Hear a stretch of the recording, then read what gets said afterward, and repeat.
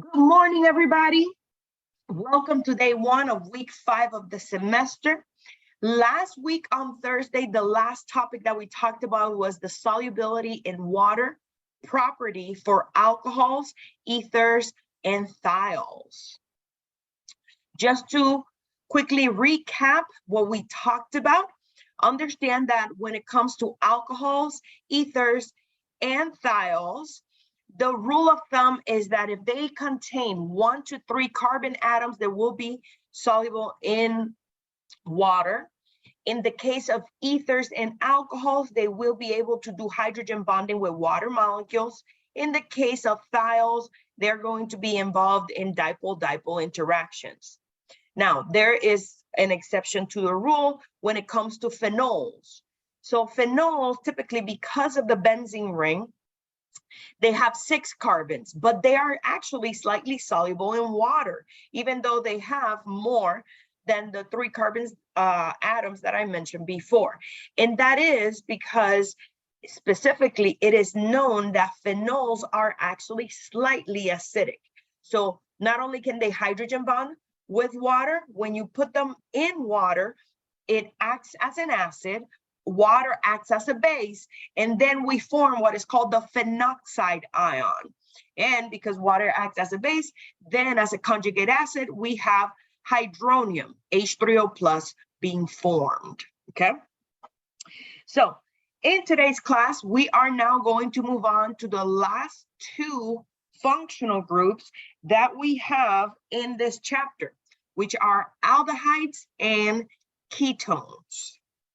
As I introduced functional groups to you guys when we talked about them in chapter 11, understand that aldehydes and ketones are going to be part of the family of compounds or functional groups that have a carbonyl group. This carbonyl group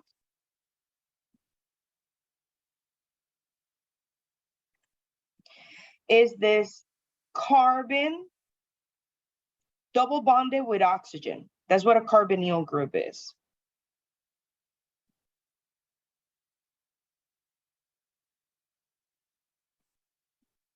So understand that the oxygen atom in the carbonyl group is going to have 2 lone pairs. Just that it's not written, but I'm just going to write them here. To complete the octet of the oxygen atom. Now, when it comes to the polarity of the molecule, because there's a strong dipole, okay, in the between the carbon atom and the oxygen atom, we know that the carbon atom is going to be delta positive compared to the oxygen, which is delta negative. And that strong dipole creates a polar feature in these functional groups. Now, what is the difference between an aldehyde and a ketone? Let's explore the bottom left part of the slide where we have our aldehydes. As you can see, an aldehyde specifically to one side of the molecule must be bonded to hydrogen.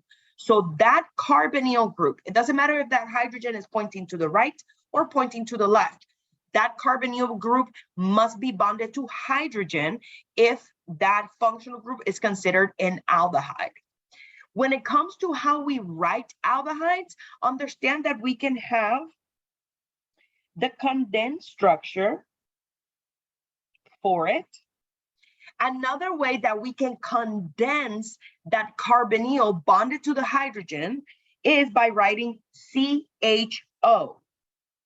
So this part of the molecule can also be written as CHO. Please do not confuse CHO with alcohols, okay? When it comes to the condensed structure, the way that we can also condense aldehyde is by writing CHO, okay? If you have an alcohol, how you would know that it is, either an alcohol or an aldehyde is that, remember that the carbon atom in an alcohol needs to have a complete octet. So this carbon right here doesn't look like it is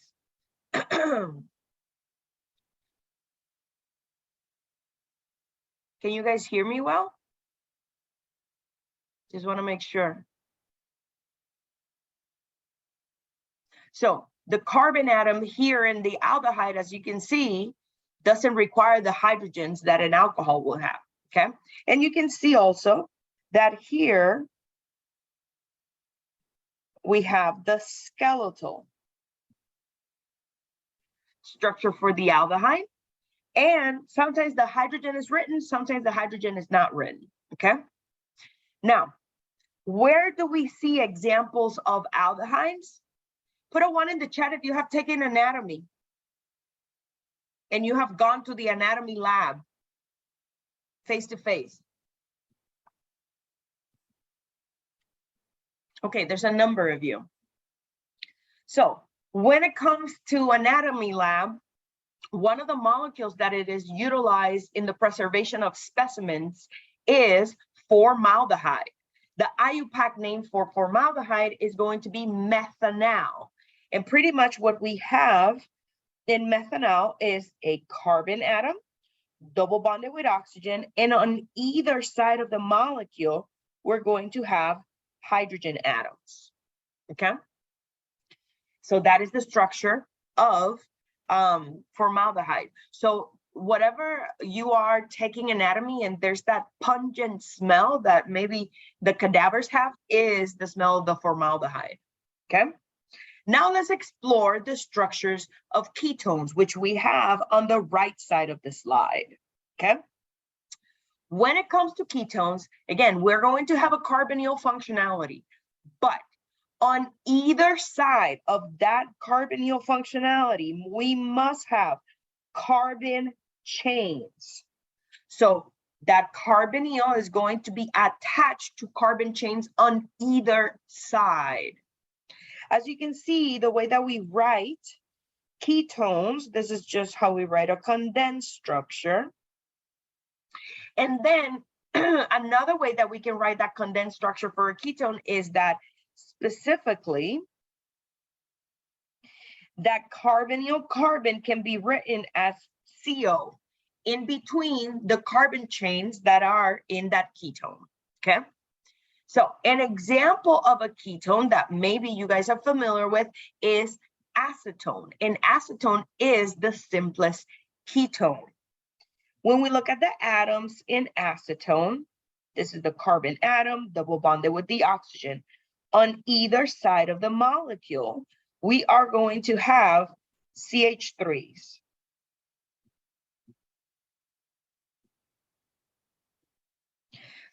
Acetone is a common solvent that is utilized in organic chemistry, but it can be found in paints, and as you can see, is also found in nail polish remover.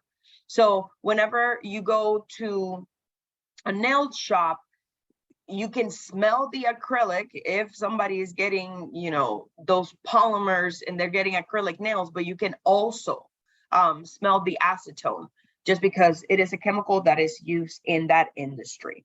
So as we have done with all the functional groups that we have studied to date, the first thing we're going to do is learn how to name them. And we're going to start by learning how to name aldehydes, okay?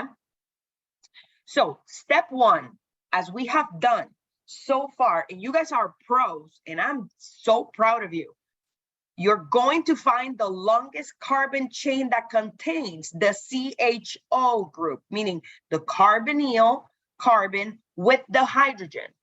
You're going to write the name of the parent alkane, and instead of the E ending, we're going to change it for an AL because we have an aldehyde. That's why it ends in AL. Then we're going to number the chain by counting the carbon in the carbonyl as carbon 1, okay? Understand that because it is carbon 1 and it's always going to be carbon 1, that number 1 is omitted.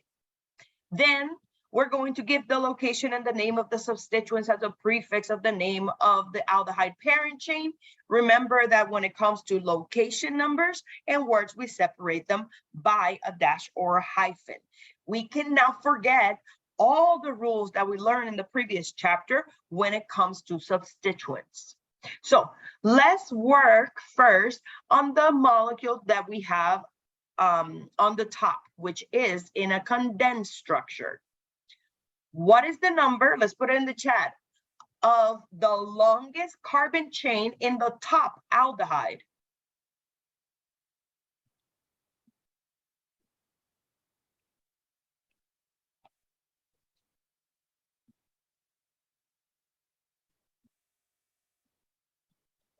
We have 1, 2, 3, 4, 5, 6. Okay.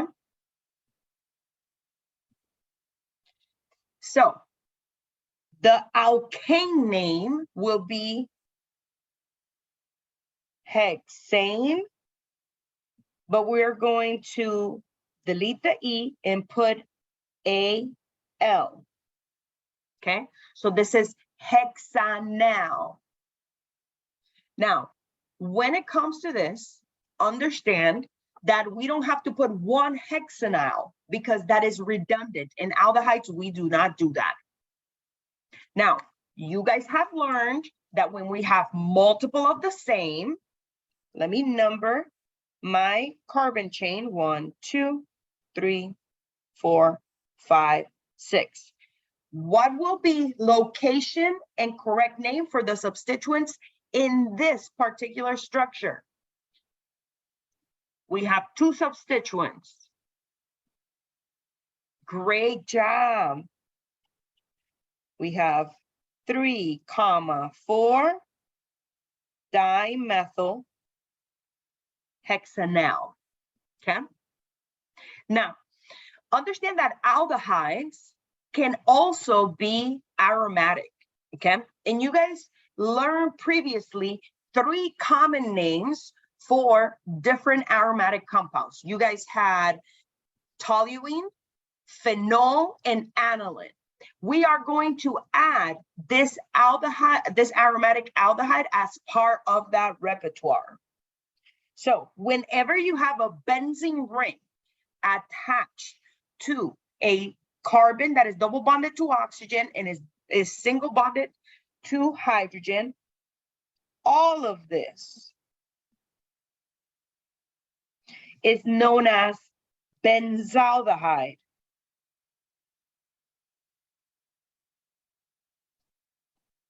That is the name, benzaldehyde. Now, when it comes to numbering benzaldehydes, similar to what we did before with the aromatic compounds, carbon number 1 is going to be the carbon that is holding that aldehyde motif, basically that CHO. Then we're going to number the ring clockwise or counterclockwise in order to give the substituents the lowest number. Okay. So what will be the location and name of the substituent in this structure?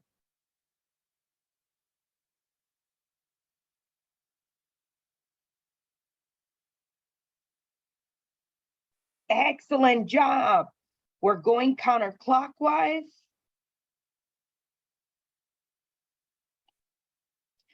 And then on carbon 3, we have an ethyl group. So this is 3-ethyl benzaldehyde. Okay. Let's now explore how to name ketones. When it comes to ketones, again, just like we have done for every single functional group, we're going to find the longest carbon chain. It needs to include the carbon in the carbonyl. Then we're going to write the name of the alkane, and then we're going to remove the E and put "-one", okay, at the end. We're going to number the carbon chain starting at the ends that is nearest to the carbonyl. And in ketones, we need to indicate the location of the carbon of the carbonyl. And then, as you can see, we are going to number, you were going to give the location and name of the substituents as a prefix of the name of the, I put aldehyde, I think I copy pasted, but let me just fix this.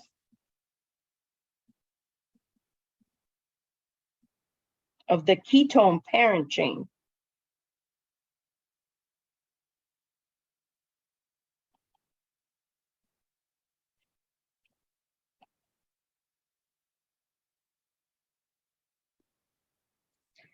And remember that location and numbers, or the location numbers and words always are separated by a dash or a hyphen, okay? So let's go through the top molecule. How many carbons in the longest carbon chain of the ketone on top?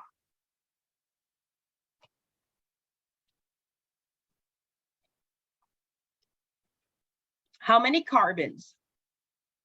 Great job, you guys. 5 carbons right here. So if we write the alkane name, this is going to be pentane. But because this is a ketone, we remove the E and we end with one. So this is pentanone. Now, we have to number this chain starting from the end that is nearest the carbonyl. So here, this is number 1, this is number 2, 3, 4, 5. So we need to give the location of the carbon in the carbonyl for a ketone. So the position of the carbon in the carbonyl is position 2.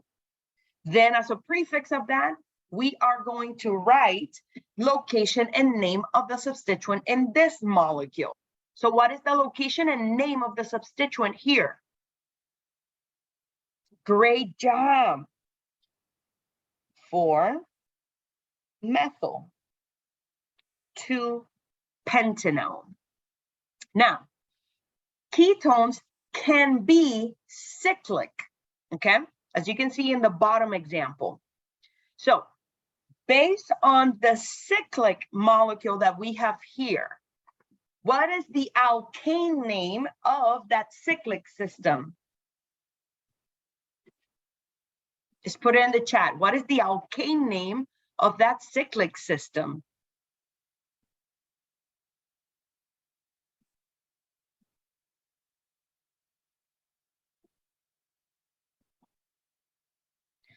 Great. That is a cyclohexane. So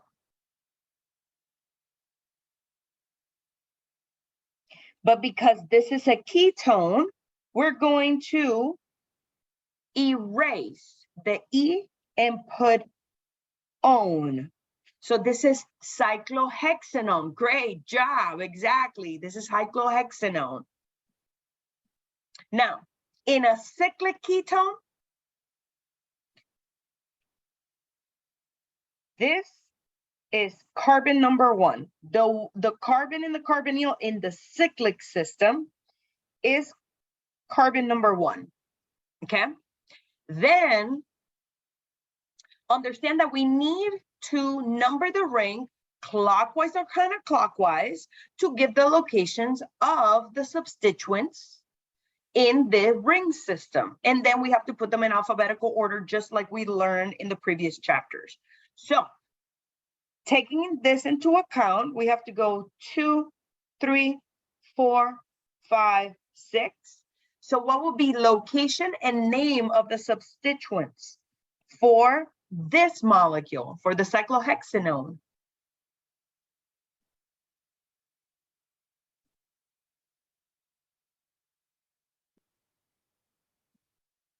We start with a 4-ethyl, great job. Followed by what?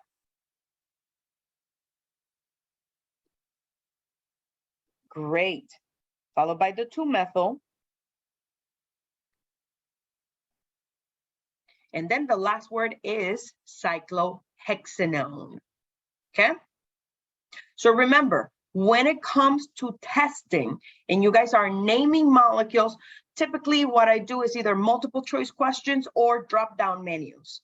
And I think by completing lab 9 and the chapter quizzes, you guys are used to the format for these questions, okay? And understand that if you do not find the way that you named it in the drop-down menu, for example, you need to revisit how you name your molecule, because the answer has to be in front of you, okay? So with this, let's practice naming aldehydes and ketones. So at this time, I'm going to give you guys about, let's see, we can name these fairly quickly. Let me give you guys 3 minutes to go through all of these names. I'm going to give you 3 minutes to name these 6 molecules. The top 3 in the first row are aldehydes. The bottom 3 are ketones. So you guys have 3 minutes.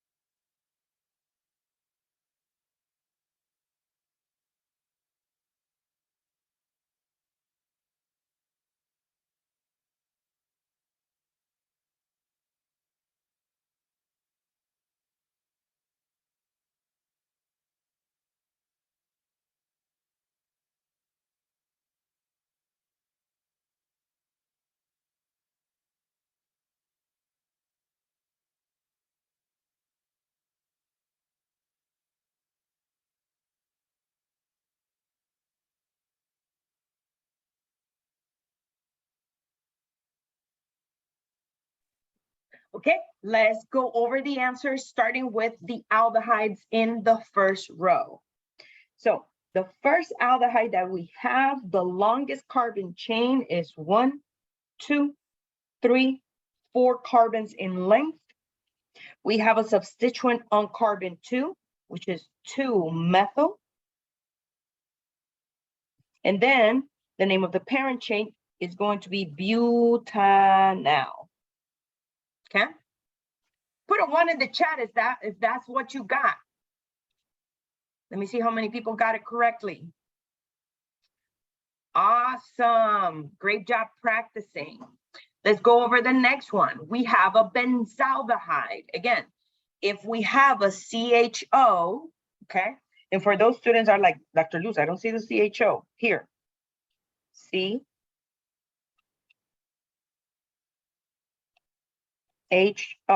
So if you have a CHO bonded to a benzene ring, that is known as benzaldehyde, okay? Here we have a substituent on carbon 4. We go 1, 2, 3, 4, 5, 6. This is a 4-methyl benzaldehyde. Notice that the correct word is Benzaldehyde. Benzanal is not a word. It is not a synonym for benzaldehyde. Benzanal is incorrect. Benzaldehyde is the correct name to name this. Put a 2 in the chat if that's the answer that you got for the second one. Great work practicing. Let's go through the last one. Okay. Longest carbon chain. 1, 2, 3, 4, 5. So here we have a substituent on carbon 3, and it's an ethyl group. So this is 3-ethyl, and this is pentanal. Okay.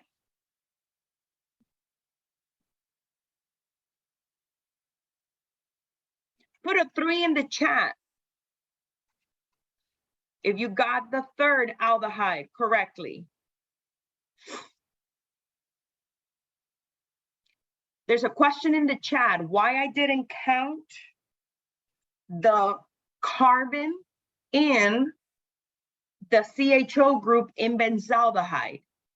Remember that benzaldehyde is going to be based on the rules for aromatic compounds. And we learned before when we were dealing with aromatic compounds and common names that if you have a specific motif, and remember that motif in chemistry is going to be a group of atoms that we say that it is a signature. So for example, if you have an aniline, that NH2 is going to be the motif bonded to the benzene. If you have a phenol, the OH is the motif bonded to the benzene. And in those cases, we number the carbons inside of the benzene. So similar to that, that's why benzaldehyde, carbon number 1 is the one in the benzene ring, not the one in the carbonyl. Only in straight chain aldehydes is when we count carbon number 1 in the carbonyl. Benzaldehyde has its own little set of rules, and they go according to aromatic compounds. Let's move on to the ketones. Okay. Longest carbon chain in the first ketone is 1, 2, 3, 4, 5. There are no substituents in this ketone. We have to give the location of the carbonyl, which is carbon 3. And then this is pentanone. Okay? Because we have 5 carbons. And this is a ketone. So this is pentanone. Put a 4 in the chat if you got that answer. Let me see how many people are practicing. Great. Let's move on to the cyclic ketone. Okay. So in this cyclic ketone, when we are numbering the carbon chain, carbon number 1 is the one that is holding the double bond to oxygen. And in this case, we have to go counterclockwise. This is 2, this is 3, this is 4, this is 5. So on carbon 2, we have a methyl group. And then because this looks like a pentagon, this is cyclopentanone. Notice between these two molecules that the cyclo matters, because if you don't put the cyclo, then understand that we are assuming that that is a straight chain ketone. While if you put the cyclic or you put the word cyclo, then we know that we're dealing with a cyclic ketone. Okay. Let's go through the last one. Longest carbon chain here is 1, 2, 3, 4, 5, 6, 7, 8, 9. Okay. So we have 2 substituents that are the same, 5,7 dimethyl. The location of our carbonyl is on carbon 3, and because we have 9 carbons in this ketone, the name is nonanone. So this is nonanone. Put a 5 in the chat if you got the last two problems in the ketones.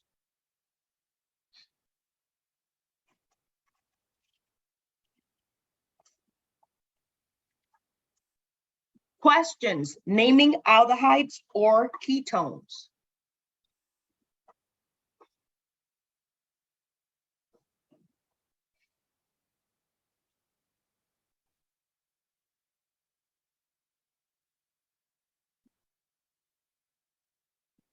Then let's now practice, if we are given a name, how to draw the condensed or skeletal structure for this.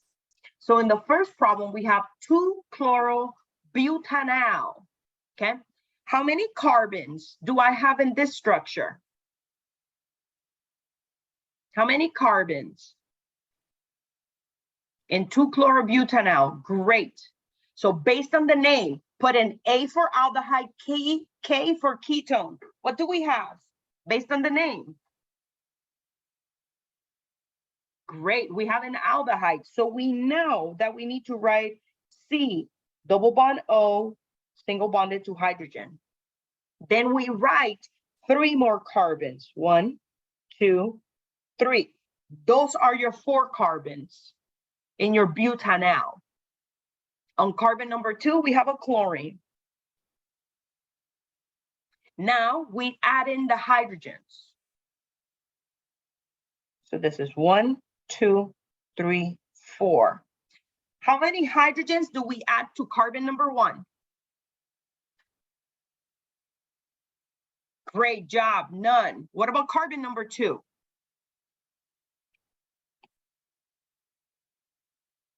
Excellent.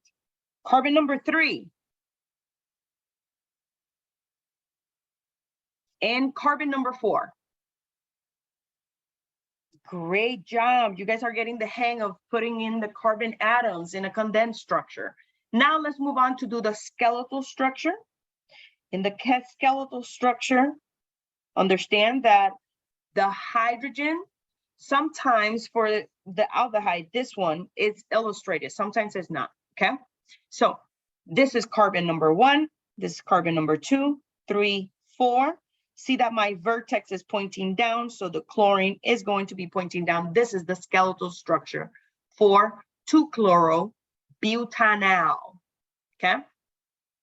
Let's go to the next one, 2-methyl-3-heptanone. How many carbon atoms in the longest carbon chain for this molecule? How many carbons? Excellent, 7. Is this an aldehyde or a ketone?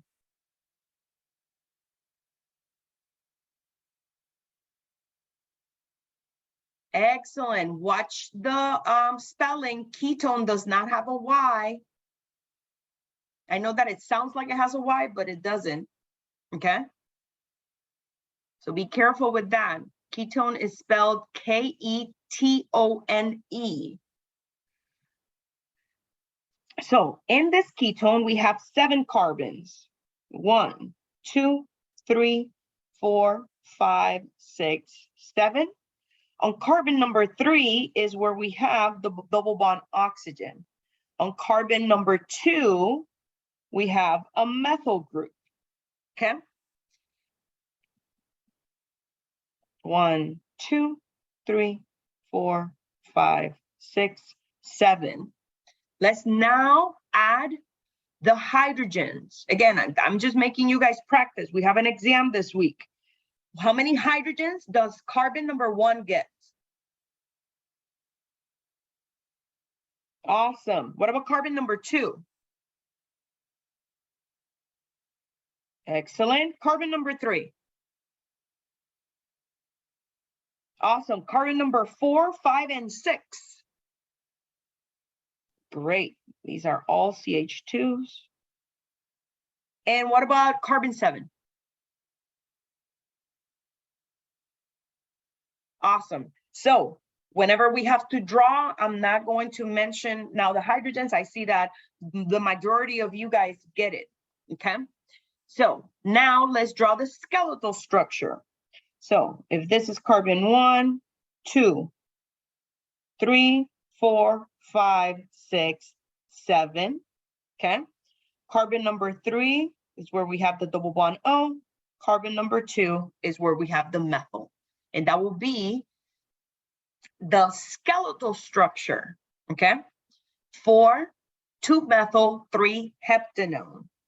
Any questions when it comes to, given the structure, determining the IUPAC name for an aldehyde or a ketone, or if we are given a name, how to draw the structure, condensed or skeletal, for aldehydes or ketones?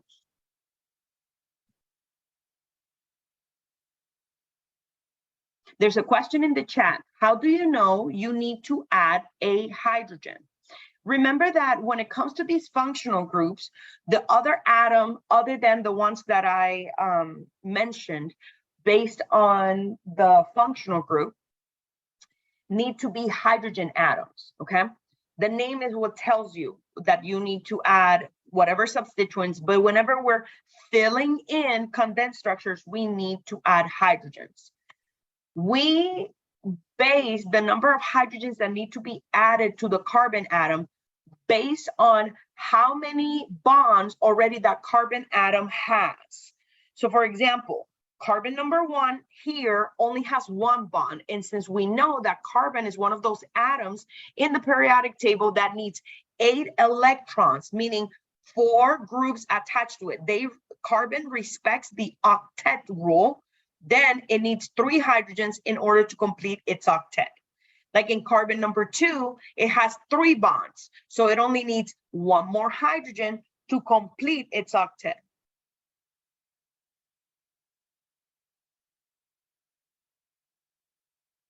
For the aldehyde, you mean?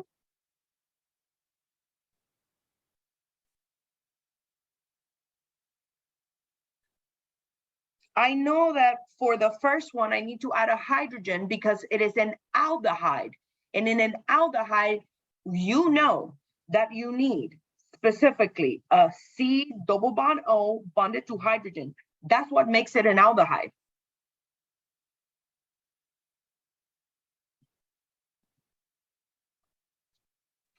Any questions when it comes to naming or defining the structure, given a name for aldehydes or ketones?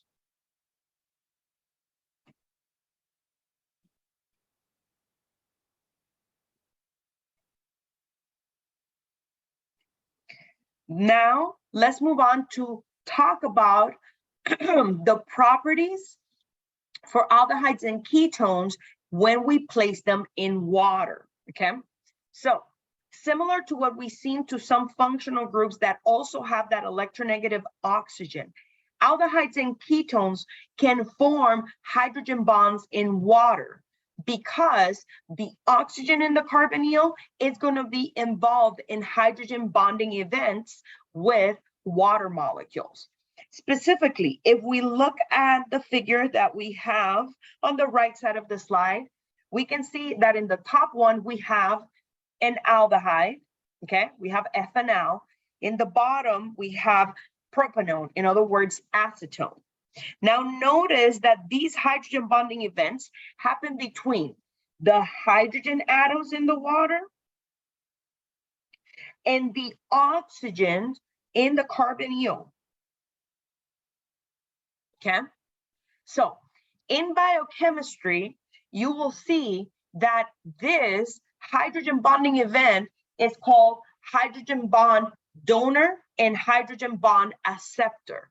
So because the oxygen atom in the carbonyl is the one that is interacting with the hydrogen atom in the water, then that means that we consider the aldehyde or ketone H bond acceptor, while the water molecule is H bond donor. And it comes from the idea that the hydrogen in the water is the one interacting with the oxygen in the carbonyl. Now, as we have seen before, there is a limit in the number of carbons and hydrogens that we can have in these molecules in order for them to be soluble in water. So understand that when you have 4 or less carbon atoms in aldehydes or ketones, they are very soluble in water. Now, the minute that you start having 5 carbon atoms or more, solubility starts decreasing to the point that they become insoluble, because specifically you have a lot of those nonpolar characters that come from the increase of carbon and hydrogen atoms. So that's why we see insolubility as you increase to 5 or more carbon atoms on aldehydes and ketones, even though they contain that polar bond from the carbonyl. Okay? Any questions about the solubility of aldehydes and ketones in water?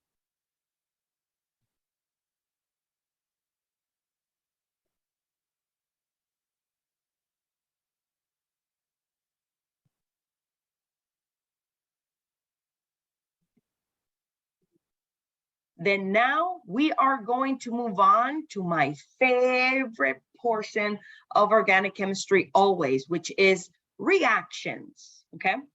Now we are going to review the reactions that we need to know for the upcoming exam for alcohols, thiols, aldehydes, and ketones, okay? So the first reaction that we are going to explore is combustion. In combustion, we have talked about it in different occasions. In chapter 11, we learn about the combustion of hydrocarbons. Specifically, alkanes are the ones that are given in the textbook, but understand that any hydrocarbon can honestly undergo combustion, okay? Similar to what we saw with alkanes, when we are combusting alcohols, because they have carbon, hydrogen, and oxygen atoms only in their functional group, understand that they are always going to produce CO2, water, and energy.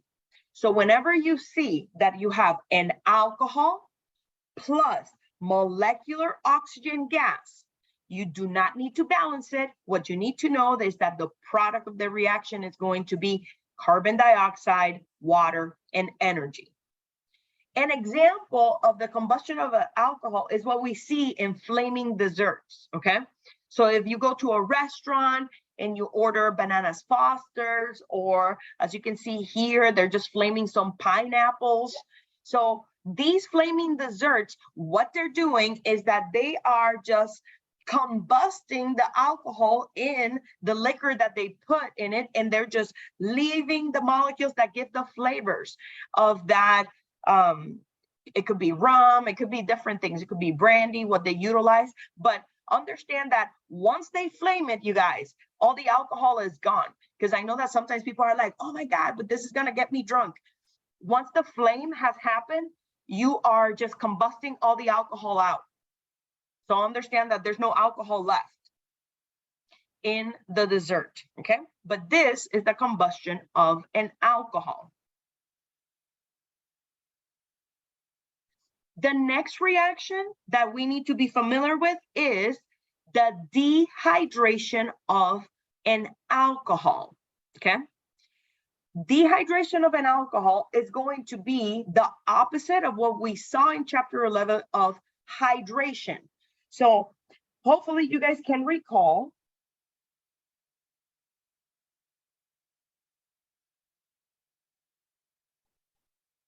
from chapter 11 that when we have an alkene and we combine it with acid and water, we form an alcohol, okay? And remember that in this addition reaction, the H goes to the carbon that has the most H's, the OH goes to the carbon that has the least number of H's, okay? Now, this is what we called before hydration. When it comes to the opposite reaction, That's what dehydration is.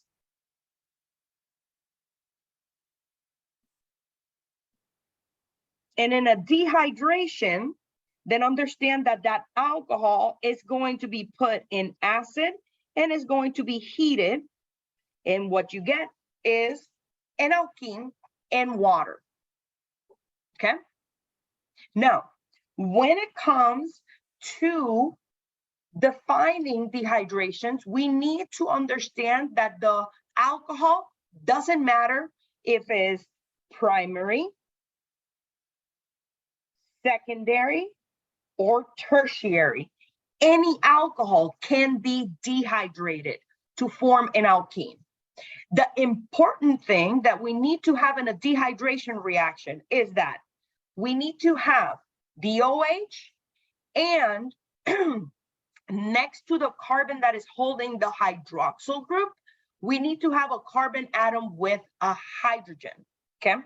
So whenever we're doing dehydrations, understand that we are going to label the molecule. And in this labeling, understand that the carbon that is holding the hydroxyl group is called an alpha carbon. Whatever carbon that is attached to the alpha carbon is going to call beta carbon. So as you can see in this molecule of ethanol, we only have one beta carbon. So how do we produce the water in this dehydration? Well, overall, the OH in the alpha carbon and the one of the hydrogens in the beta carbon are going to go away, and that's what forms the water. What replaces those bonds that were broken? The carbon-carbon double bond, okay? And that's how we form an alkene.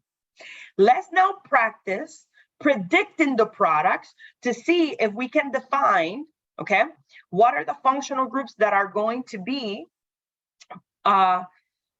written when we have these reactions.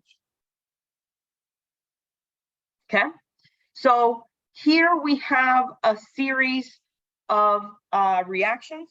Let me just number them.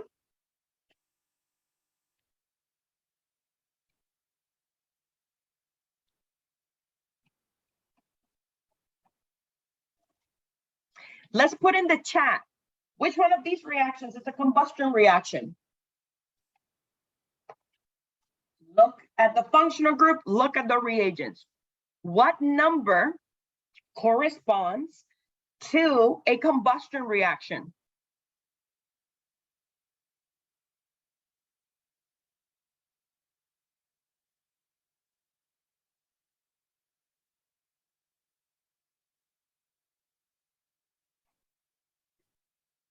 There's 23 of you out there. Which one is a combustion reaction? Excellent. Number one. Remember, combustion. You are reacting something with O2. It doesn't matter if you see plus O2 or you see O2 on the arrow. That means that those are the reagents reacting with the functional group. So because reaction number one has an alcohol reacting with molecular oxygen and is being heated, the product of this reaction is CO2 plus water plus energy. Understand that one of the keys to success, specifically for this exam, when you guys have to predict the products of a reaction, is that you understand what functional group is given to you and what are the reagents doing to that functional group. This is what I mentioned to you guys when we started talking about organic chemistry, the whole concept of pattern recognition. When you guys are encountering this, instead of being overwhelmed with what kind of reaction is this, what's going to happen, what's the product, the main thing is that you have to recognize what is given to me. As you can see here, I have an alcohol. It doesn't matter if it's primary, secondary, tertiary. I'm reacting it with O2 and heat.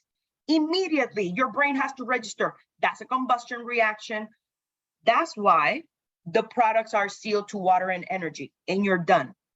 If you don't establish that skill of pattern recognition, then it becomes more difficult to decipher what's going to be specifically the products of a particular reaction, okay? Now, reactions 2, 3, 4, and 5, they are all going to be dehydration reactions. How do we know that they're dehydration reactions? Look at the pattern. I was given an alcohol, okay? I was given acid and heat. That combo, alcohol, acid, heat, means that I'm going to dehydrate that functional group, okay? So let's start working with number 2, okay?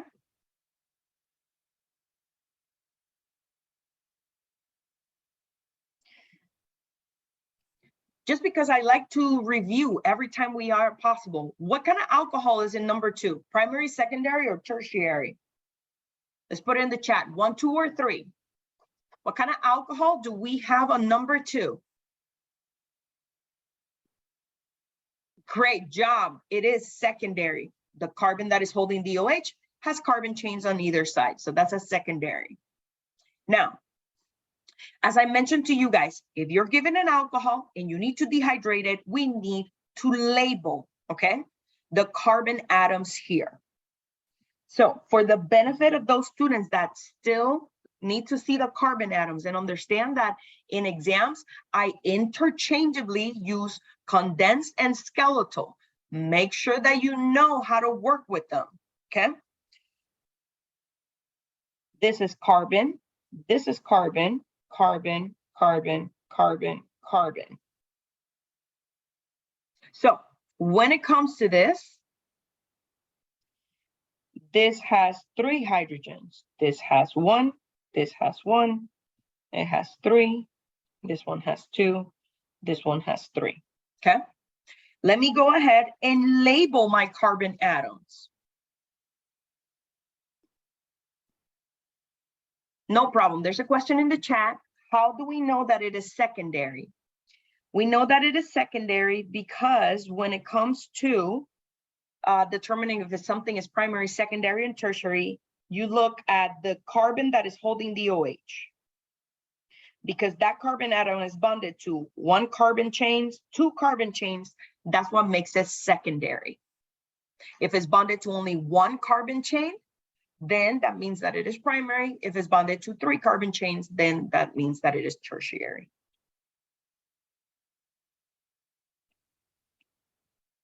Now, when it comes to this, and we are labeling my carbon atoms, the carbon that is holding the OH is always labeled alpha, always.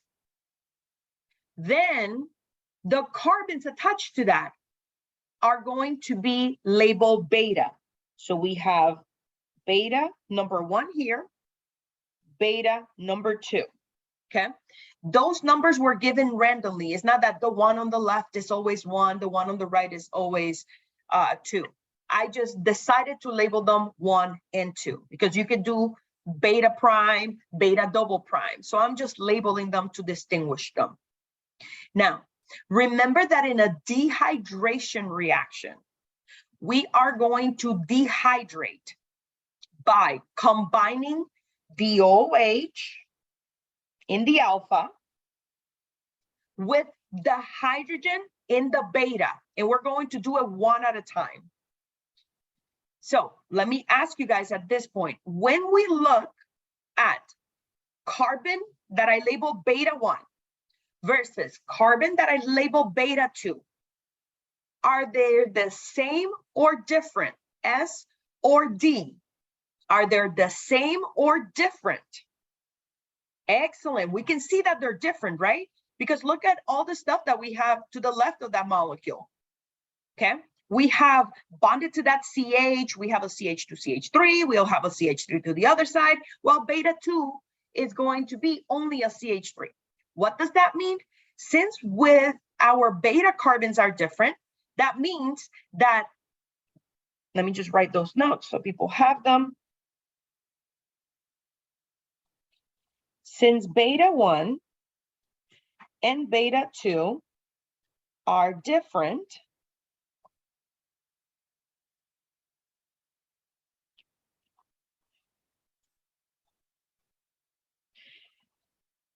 Give me one moment.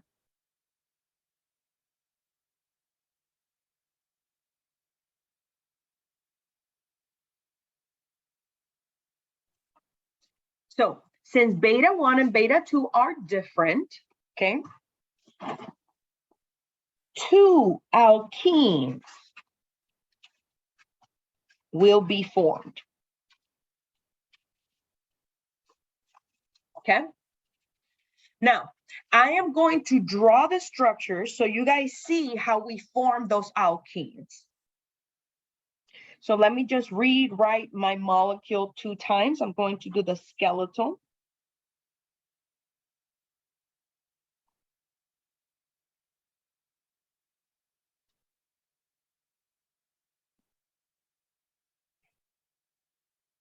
Let me label them so you guys follow.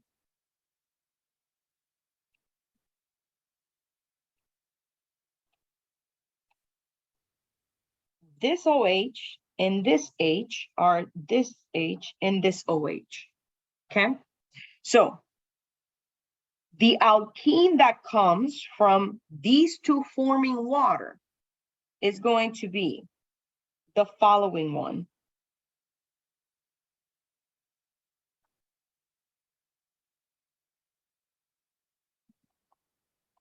Remember that in a dehydration reaction, where the OH and the H is going to be where we put the double bond. Let me do a little bit more labeling. So this is where I have my carbons. That's where the double bond is. This is where we have beta 1, and this is where is the alpha carbon. Put a 1 in the chat if the formation of the first alkene makes sense.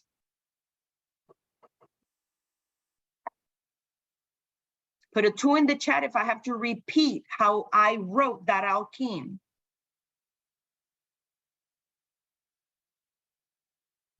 No problem. So I'm just rewriting my molecule, and I'm just focusing on beta 1 and the alpha carbon. So that's what I rewrote here. I just rewrote the molecule. I know that in the process of dehydration, the hydrogen from the beta and the OH from the alpha are going to leave and form water. In its place, the carbons that used to be beta 1 and alpha are now going to have a double bond. That's where the alkene always forms. And you can see that those are the drawings that I put there. Let me now draw the molecule, but then I'm going to focus on the alpha carbon again, but now beta 2. So I'm going to redraw my molecule.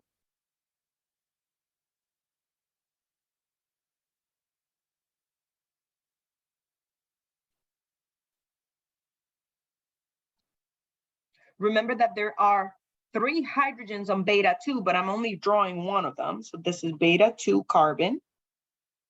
This is alpha.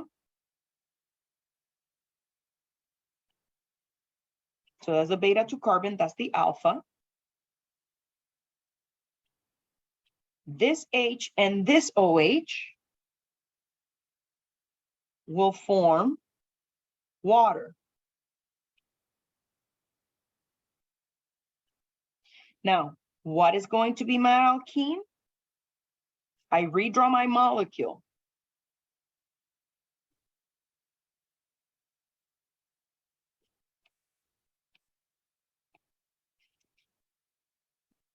This is where alpha and beta 2 are. And now in the product, they're going to be bonded by a double bond, okay? So in this structure, these are the 2 alkenes that are going to be formed and 2 molecules of water.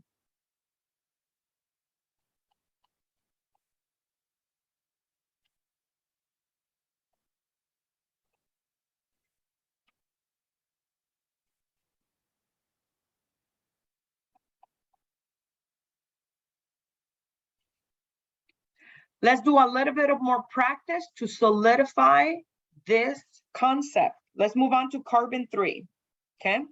I'm gonna walk you guys through it.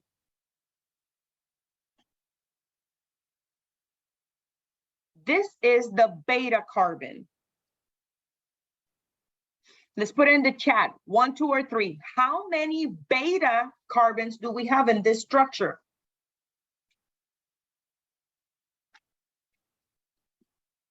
One, 2, or 3. How many beta carbons do we have in this structure?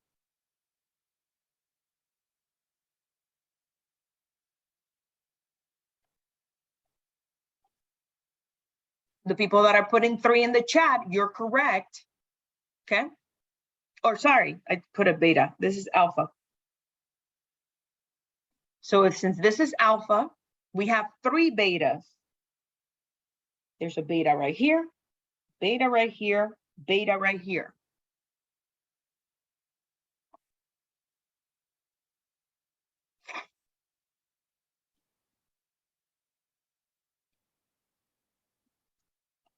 Again, for those students that need to see the carbon, this is an alpha carbon because it's holding the OH. This is a CH3. This is a CH2CH3. This is a CH2. This is a CH2. This is a CH3. Okay. So again, the beta carbons are attached to the alpha. Now, similar to what I asked you before, if I label these betas 1, 2, or 3, okay, are all 3 betas different or are some betas the same? So are we going to form 3 alkenes or are we going to form 2 alkenes?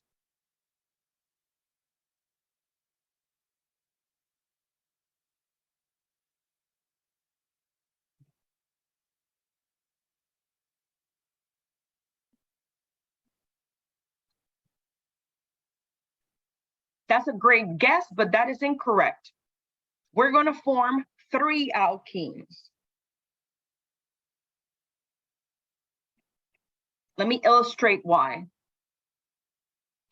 When we look at this closely, okay, you guys can look at first glance that beta 2 and beta 3 look the same. Oh, they're CH2s. But let's look at the grand scheme of things. Does beta 2 and beta 3 end up in the same atoms? Meaning, does that end of the street end the same way? Yes or no? Excellent, they don't. So that means that overall, when we look at the molecule overall, actually beta 2 and beta 3 are different. So when you're looking at these and trying to determine if your betas are the same or different, you have to look at the overall molecule. So yes, beta 2 is a CH2, but next to it is a CH3. Beta 3 is a CH2 also, but look at what is attached to another CH2, CH3. So that means that they're different from each other. That's why we're going to have 3 alkenes. Let me show you guys an example of when your betas are the same. Let's look at this one.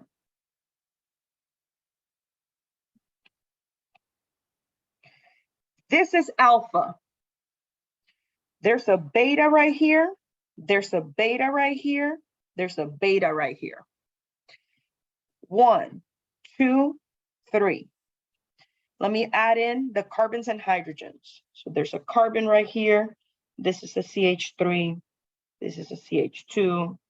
This is a CH2, CH2, CH2. Okay? Out of these 3 betas, who's the one that is completely different? 1, 2, or 3?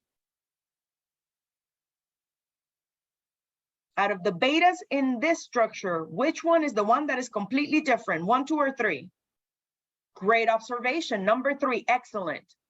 Now let's look closer at beta 1 and beta 2. Just like we saw before, they're both CH2s. But if we look down the bond, are they attached to the same thing? Yes or no? If we look down, excellent, great observation. They're bonded to the same thing. So guess what, you guys? On number 5, because beta 1 and beta 2 are not only attached to the same number of hydrogens, but they're also bonded down the road to the same thing, then that means that this structure is only going to form 2 alkenes. Again, because beta 1 and beta 2 are the same, then you are going to pick. And I will draw all 3 to show you guys how the alkenes are going to be the same structure. So you're going to form only 2 alkenes. Let's look at number 4. This is alpha. This is beta 1, beta 2. Again, using the same rules that we just said. How many alkenes am I forming? 1 or 2? Again, if you have 2 betas, technically you can form up to 2. It depends on the number of betas and if the betas have hydrogen. So how many alkenes are we going to form?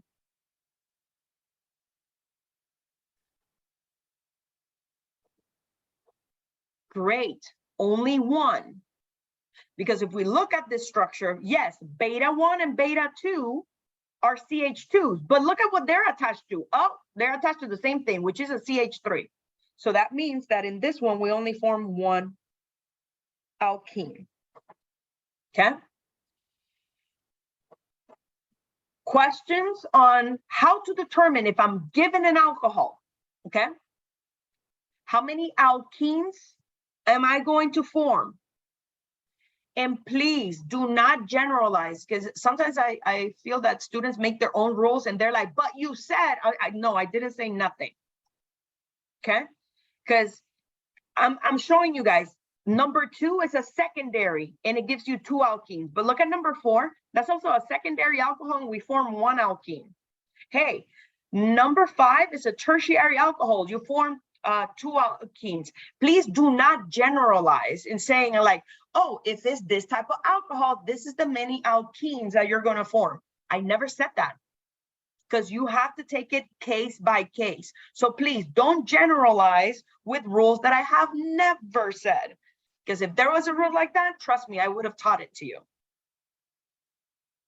Now, let's move on to write in the products for each of these problems. Let's start with 4 and 5, and then we're going to work our way to 3. So for this molecule, as you can see, we form 1 alkene.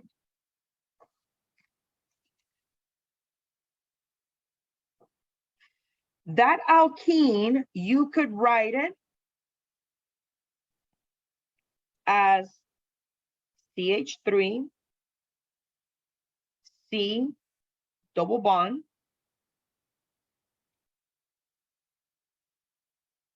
CH, CH2, CH3.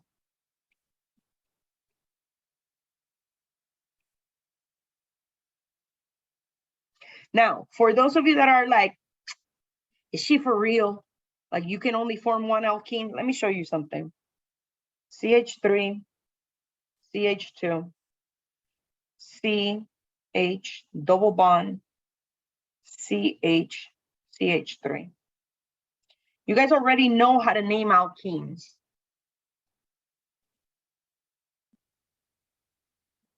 What is the name of the molecule on the left?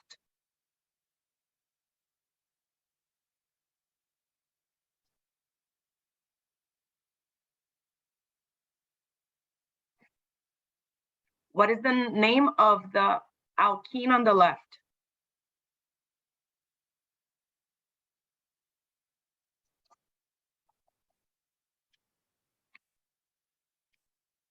Not 3-pentene. There you go, 2-pentene. What is the name of the molecule on the right? Excellent. Also 2-pentene.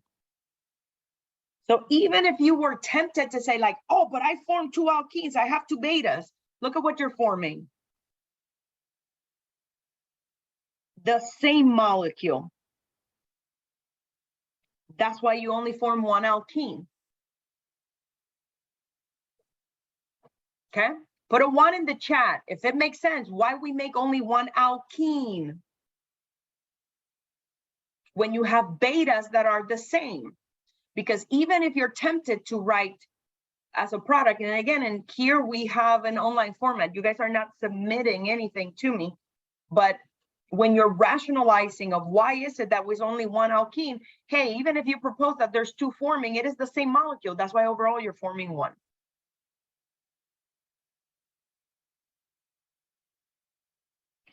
Let's move on to number 5. In number 5, I'm going to redraw the molecule 2 times.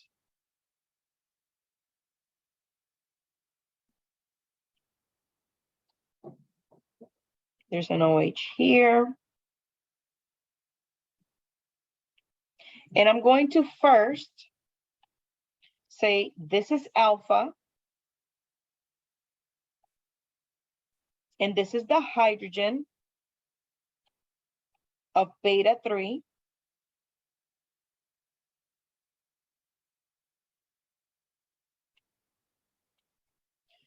When these 2 combine, okay, what we form is water.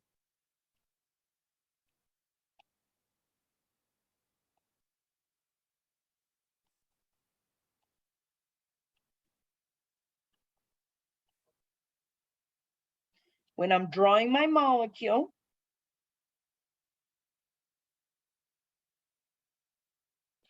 the double bond is going to be between alpha and beta 3. If this is alpha and this is beta 3, this is alpha, this is beta 3. Okay, so that's your first alkene. Let me draw the next one. Again, you can pick. You could do it to beta 1 or you could do it to beta 2. OH is here. CH3 is here. Let me do it to beta 1.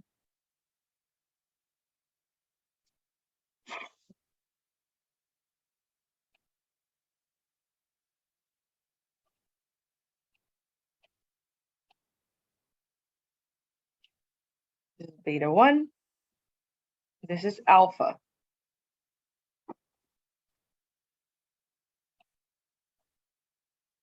So remember, in this dehydration, we're forming water, which is where this H and H combine. Then I'm going to rewrite my molecule. The OH is gone, okay? And between beta 1 and alpha, I'm going to do a double bond.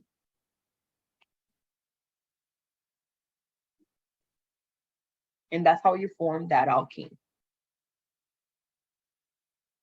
If you would have done it to beta 2, you're going to form the same molecule, 1-methyl cyclopentene.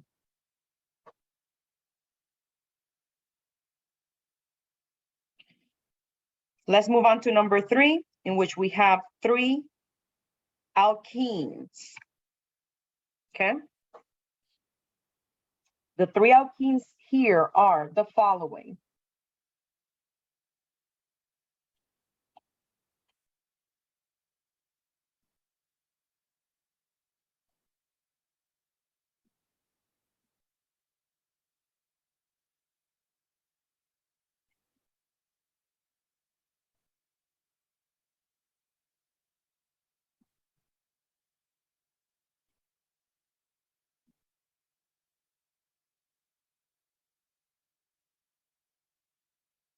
There's this one, which is where we have beta 1 and alpha. We have this one, which is when we have beta 2 and alpha, and then we have this one, which is between beta 3 and alpha.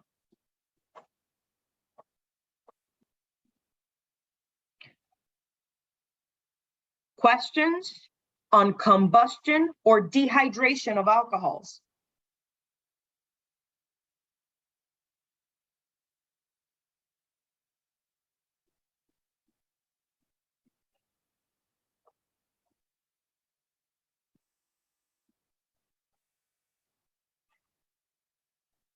Well, we're going to go on break.